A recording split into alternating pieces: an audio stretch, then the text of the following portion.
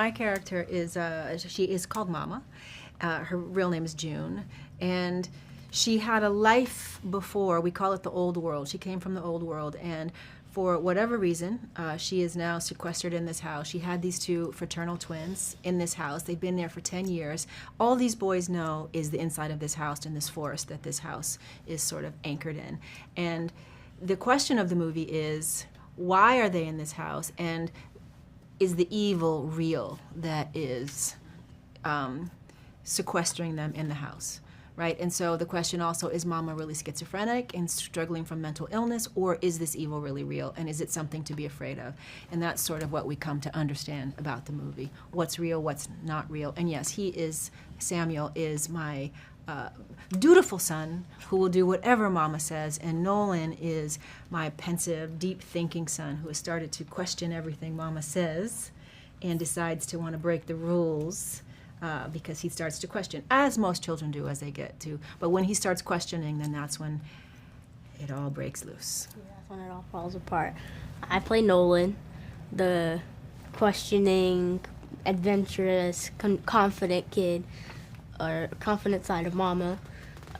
He keeps the family together in the way that they need to know stuff. Like he loves his mama, he loves his family, but he wants to do whatever it takes, but he does it in a different way than Samuel does, which is very important to for everybody not to be the same. And he affects the family's dynamic by changing the way everybody in the family thinks.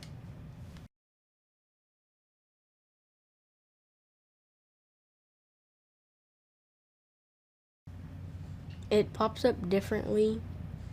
At first we can't really see it, and that kind of makes me question, but it pops up differently for each of us because the evil plays to how the person is feeling at the time. So it's like if we do end up seeing it, it'll probably be something that plays to the character's emotions. Yeah. And Mama sees the evil, and what you realize about the evil is, if it is real, it's showing itself to her as people in her past, and that's troubling for Mama. And if she's not seeing it, then she's totally hallucinating all of this, which is also scary because she believes it's 100% real, even if it is or if it's not. And that's what you have to see the movie for, to figure out, is it real or is it not?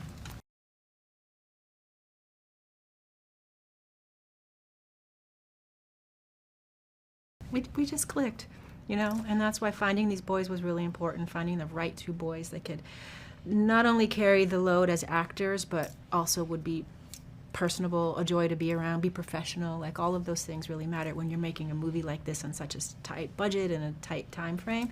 You had to have real pros, and it's hard to find real pros in, these young performers.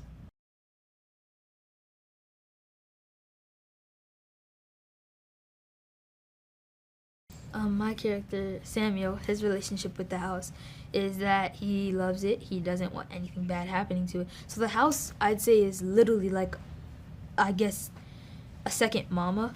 So he wants to protect the house.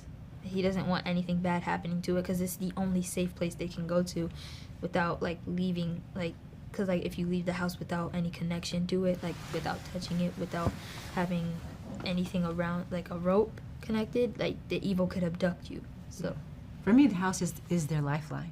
The house is what keeps them alive and keep them safe. That's the religious and spiritual aspect of the movie to me. The house is their savior. And for Mama being, not connected to it, she knows for her that means imminent destruction of the family if anyone gets off. So her job is to, at all costs, get these boys to believe that you must stay connected to this house, period. And it's not always easy to do, especially when they start free thinking. Yeah. Yeah, the house means, to me, the house means love to me. It's, the house is like a symbol of the blessing of a family and the love of a family. And I feel like the more disbelief that Nolan has, the more the love starts to drain away, which becomes really bad.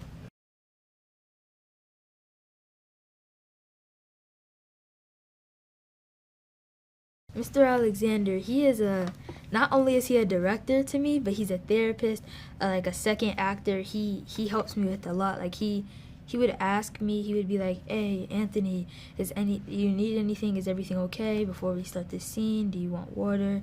So like he was like I said, a therapist. So like he would help me out with a lot of stuff. Like I would go up to him for questions mostly, and like him and my great coach, Mr. Andrew. So it was great working with him. He's such a visionary, such a genius when it comes to this genre, and I loved to see what he did, like the way he orchestrated this, the way he kept everybody playing, just like a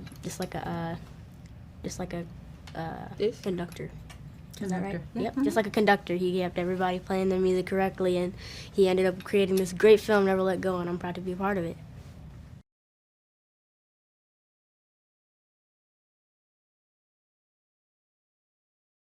Me and AJ, when we first wake up in the movie, and we're like, and it's introducing the audience to us, that was fun. Mom was watching them in the doorway. That was our first scene all together.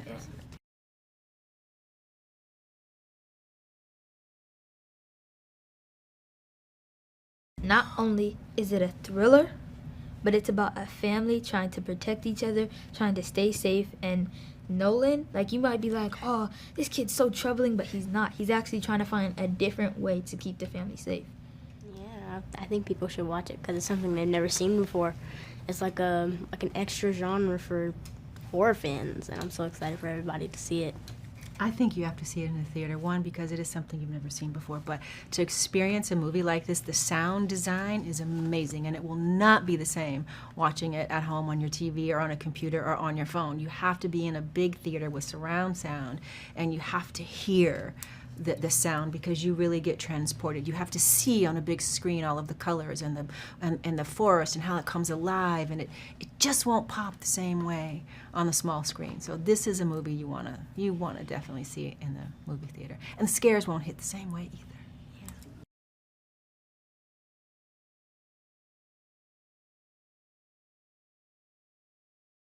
You know, as a producer on this show, I got to be involved in not only casting, my co-stars, but also helping to shape the story and making sure that it stayed complicated, if you will. Alex and I both, realized we had a lot in common when we thought about what the story was about, and we wanted to make sure that we kept all of those nuances in there, all of those questions. We wanted to stay in the film. We didn't want everything answered, in an obvious way, but the answers are within the film. Maybe your second or third watch, you'll get closer and closer to some of the answers that you might not have at first watching, which was really important to both of us. And as a director, he was very collaborative, always open to our ideas. I love the way he worked with the children. I mean, not every director really works well with kids, and Alex worked well. But they also had a great acting coach, Andrew, Yes. that was with them all day, every day, in their ear, keeping them primed so that when Alex came to them with direction, they were ready to receive it because Andrew, their coach, kept them, ready to go. Yeah. All day. Constant meetings, always making sure we were ready to go, make sure we were prepared, make sure we knew our lines. He was great. Yeah.